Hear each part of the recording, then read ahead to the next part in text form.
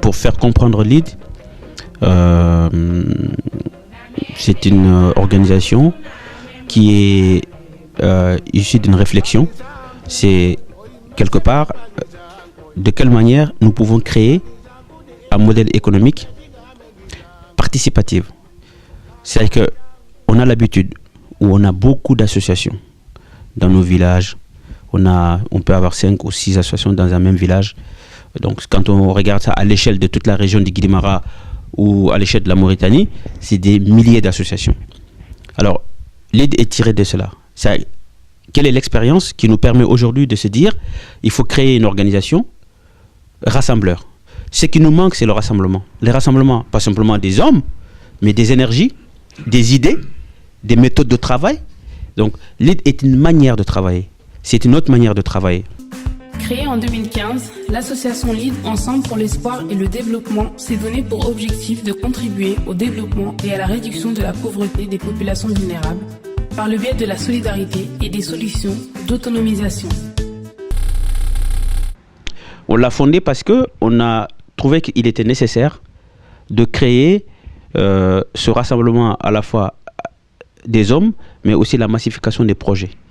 Il faut qu'on puisse travailler ensemble. Il faut travailler ensemble. On ne peut plus travailler individuellement. On est dans un monde qui est mondialisé. Donc on est parti de cette idée-là pour dire il faut qu'on soit utile pour nos populations. Nous sommes venus en France. Il ne faut pas que cette expérience soit totalement endormie. Il y a des écoles dans la vie. Il y a l'école classique, l'école républicaine, et il y a les gens qui voyagent. Quand on voyage, on acquiert de l'expérience. C'est comme si on a été dans une deuxième école. Et c'est très important. Et nous devons nous nourrir de cette expérience-là pour recréer pas peut-être la même chose, mais les conditions de la réussite dans notre pays. Et nous avons décidé justement de nous nourrir de cette expérience-là pour dire comment être utile aux populations. Pas simplement créer des associations pour discuter, échanger, faire les diagnostics. On l'a déjà fait. Tout le monde connaît le diagnostic dans nos localités. Ça ne va pas. D'accord. La santé, ça déconne. L'éducation, ça déconne. Le développement économique, il y a des gens qui ne mangent pas à leur faim. OK. Maintenant, qu'est-ce qu'on fait? Quelles sont les solutions? C'est ça qui nous intéresse. Pas le diagnostic. Chacun de nous est capable de faire le diagnostic en faisant un bouquin là-dessus. C'est pas ça qui nous intéresse. Ce qui nous intéresse, c'est de dire, à partir du moment où nous connaissons cela, et ce sont ces activités qui concernent tout le monde. On peut avoir toutes les divergences. On peut ne pas s'entendre politiquement, on peut ne pas s'entendre sur d'autres sujets. Mais par contre, il y a 3 activités sur lesquelles nous devons tous nous retrouver. C'est la santé de toutes les populations, c'est l'éducation de nos enfants, et c'est l'agriculture. Pour permettre à chacun d'être indépendant, de choisir, d'avoir des choix dans la vie. Nous avons créé un modèle économique qui fait que même les personnes bénéficiaires qui n'ont pas les moyens, elles participent à la hauteur de ce qu'elles peuvent faire. On peut participer financièrement, on peut participer techniquement, on peut participer rien qu'à transmettre l'information. Donc, c'est un modèle économique unique qui permet la prise en charge du développement de nos localités par nous-mêmes, par les bénéficiaires eux-mêmes. On ne peut plus attendre. On ne peut plus dire non, on a des projets à financer, il faut attendre la France, il faut attendre les immigrés. Non, dans les localités, il faut aussi vous organiser. Il faut participer à l'effort. On ne peut plus sous-traiter le développement. On l'a toujours fait. On attend l'aide au développement extérieur, on attend ceci, on attend cela. Non, si nous sommes rassemblés, si nous sommes tous ensemble, chacun avec les peu de moyens qu'il a, nous sommes capables de faire quelque chose. Et nous l'avons prouvé. On l'a expérimenté. On sait que ça marche. Donc, nous savons que là, il y a quelque chose à faire. Les populations peuvent participer et participent massivement. Alors, l'idée est partie de la France. C'est une idée de la diaspora, ici, mauritanienne et malienne. On a un exécutif ici, qui est composé de compétences diverses. Des compétences à la fois sur la santé, sur l'agriculture, sur l'éducation, mais pas que. Nous avons aussi des compétences sur les stratégies de développement, sur de quelle manière on peut créer les rassemblements des plateformes d'échange, par exemple des tournois de football, la culture, pour créer justement des moments où les gens peuvent se retrouver. Si vous avez des activités les meilleures activités au monde et que personne ne sait ce que vous faites, pour nous, ça n'a pas trop d'intérêt. Si on doit absolument créer les conditions d'un rassemblement qui permet à ce qu'on puisse se retrouver. Et on a créé des plateformes d'échange. Donc ça aussi, ça fait partie de nos dispositifs. Nous sommes structurés en exécutif ici. Nous avons une cinquantaine de personnes, voire plus, qui travaillent ici au quotidien sur différents pôles d'activité. On a le pôle santé, on a le pôle éducation, on a le pôle agricole, on a le pôle sport, pôle culture. Pourquoi ? Et on a le pôle économique. C'est-à-dire que chaque pôle est constitué d'un président avec une équipe qui gère les activités de du pôle. Et on a les pendants dans chaque localité.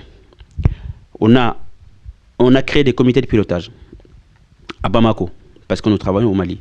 Un comité de pilotage à Nouakchott.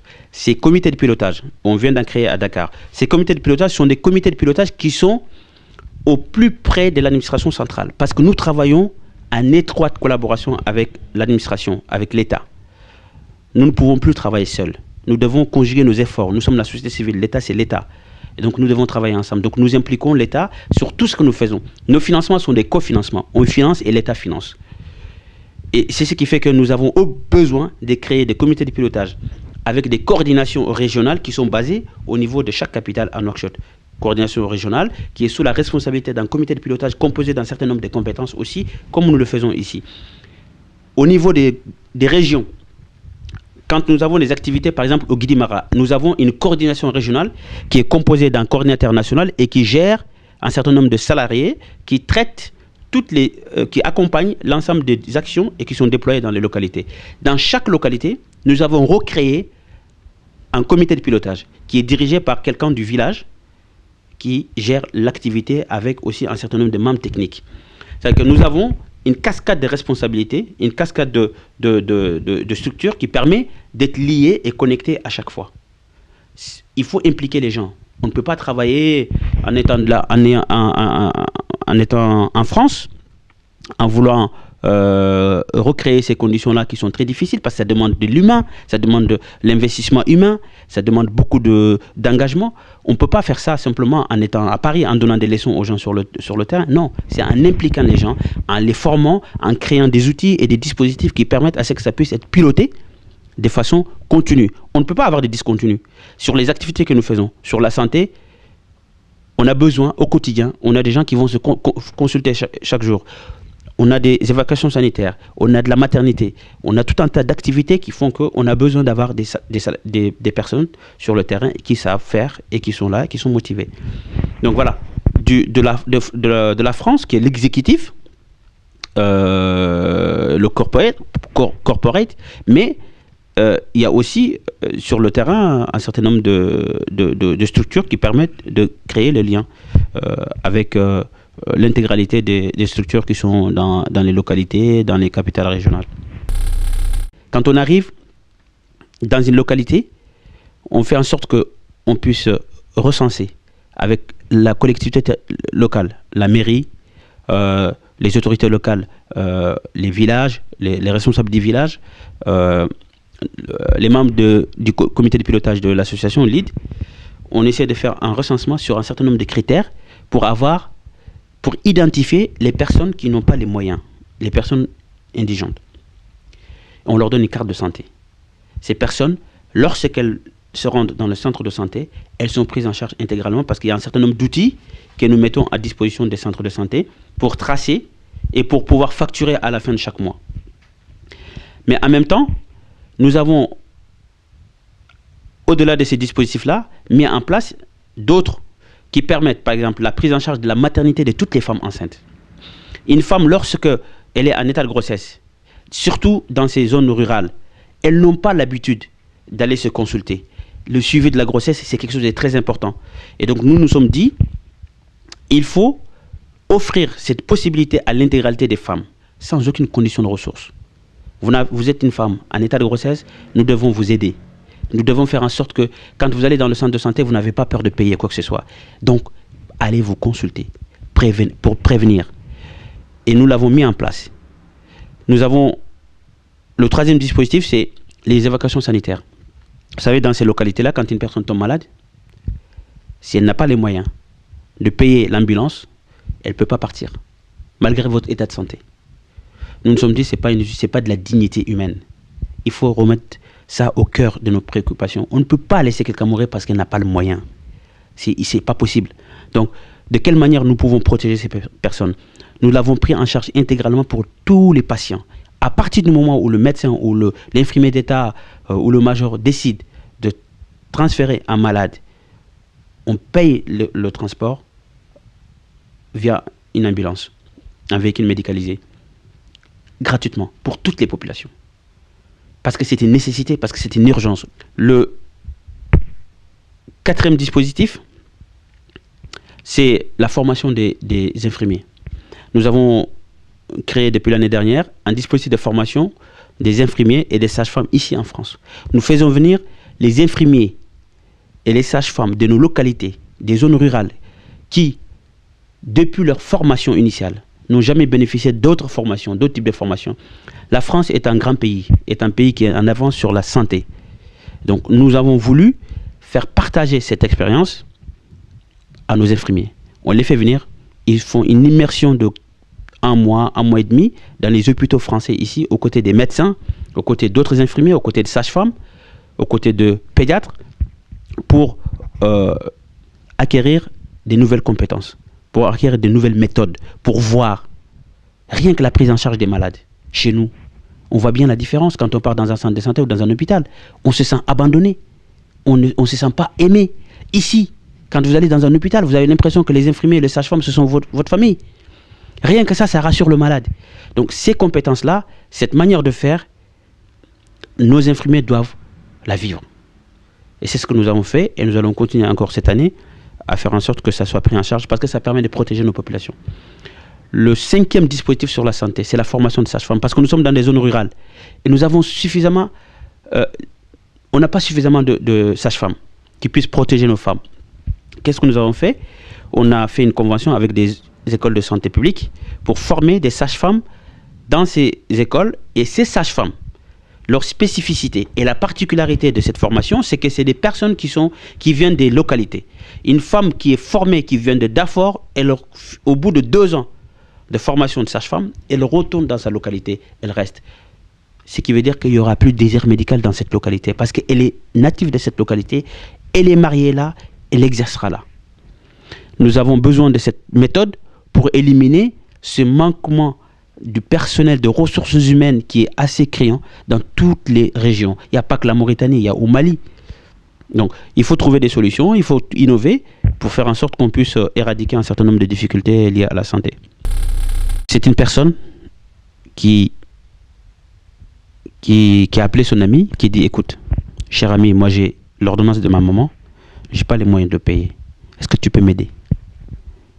La personne lui dit: ok, rappelle-moi plus tard, dans la journée. Dans la journée, il le rappelle, son ami. Son ami ne répond pas au téléphone. Il l'a rappelé toute la journée. Il n'a pas. À un moment donné, il s'est dit: bon, écoute, je vais tester avec un autre ami. Il appelle un autre ami, il lui dit: écoute, est-ce que tu peux m'aider?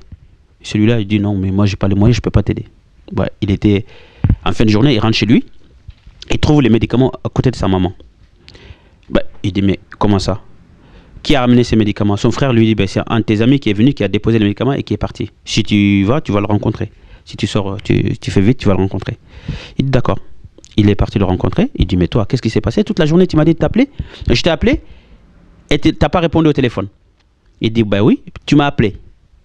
Tu m'as dit que tu as l'ordonnance de ta maman, que tu n'as pas les moyens. Moi, je dis que je vais t'aider. Mais le seul moyen que j'avais, c'était mon téléphone. J'ai été le vendre et j'ai acheté les médicaments de ta maman. La moralité de l'histoire, c'est quoi? Quand on considère qu'on ne vaut rien, on ne voudra, c'est ces sentiments-là qui va vivre. Quand on considère que nous ne sommes pas capables, on ne sera jamais capable. La volonté, réfléchir, c'est dire qu'on a les moyens.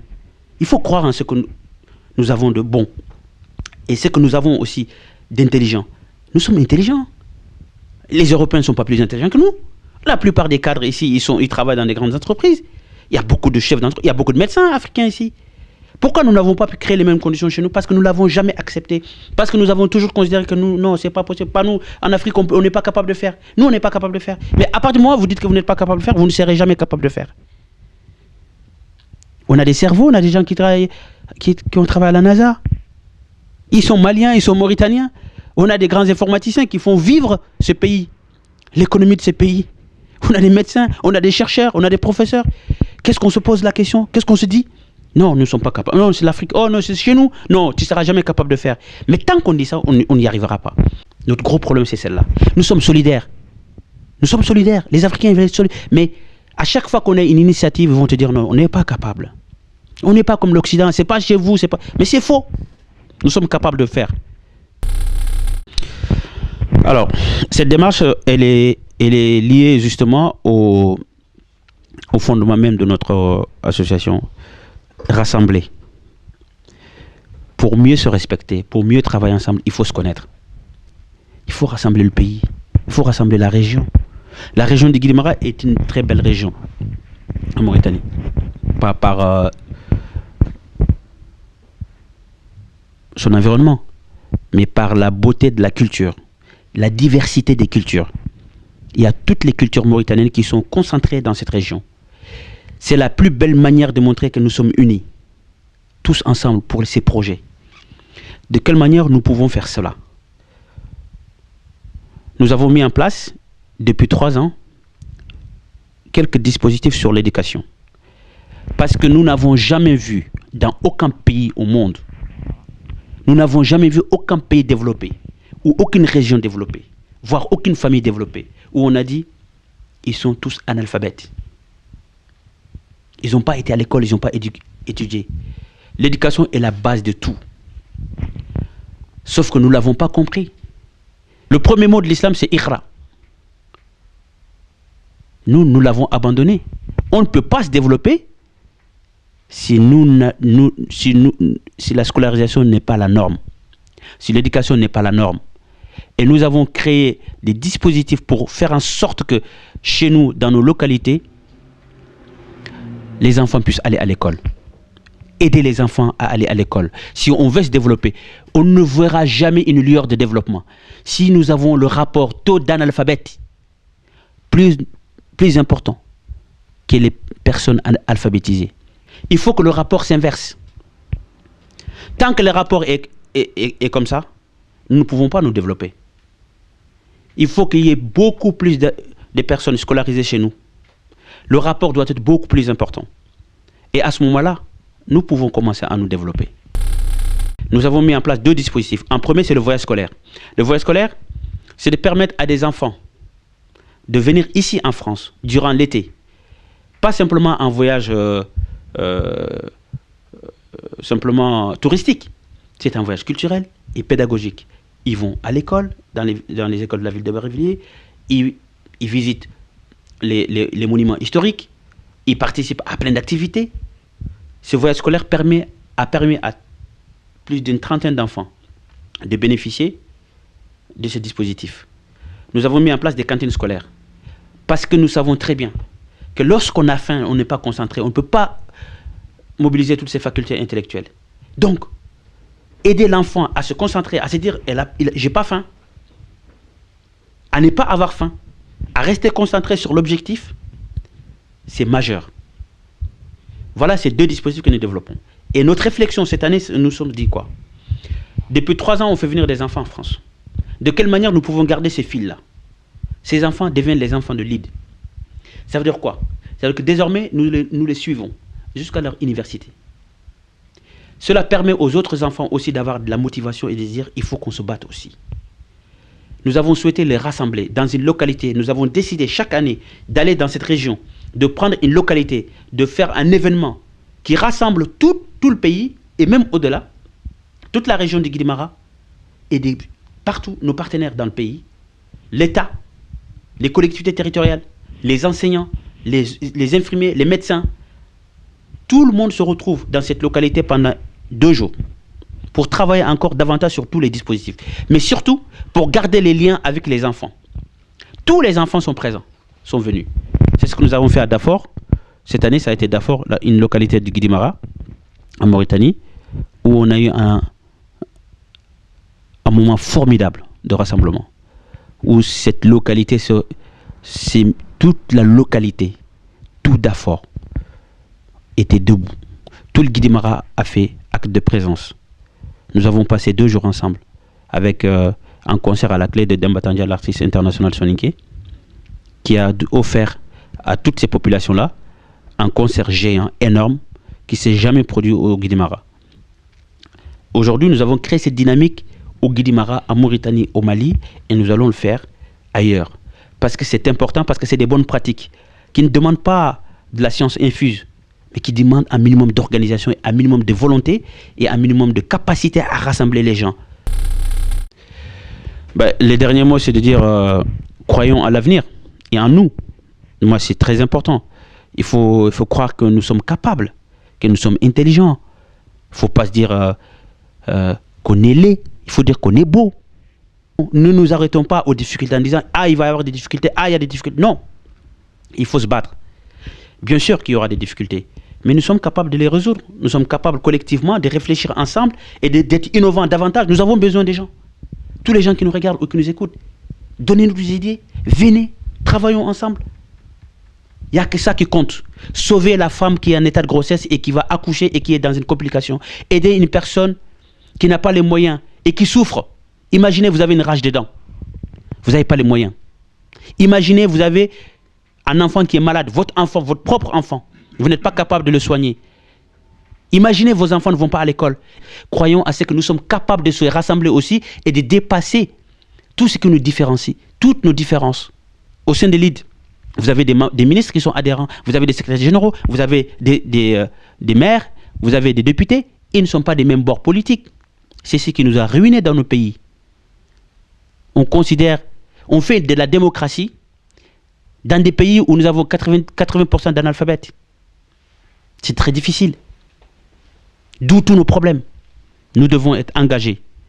Engagés pour faire en sorte que désormais, nous puissions sortir de cette misère et sortir nos familles de cette misère. Tout le temps, chacun de nous. Chacun a des ressources en soi. Des ressources en soi pour faire ça. Il faut que tout le monde mette en tête que nous, on est là, c'est-à-dire à l'extérieur du pays, mais quelle que soit la distance, on peut réaliser beaucoup de choses au pays. Merci à Guiri Info qui mérite d'être très connu parce qu'on ne peut pas avancer si on ne communique pas.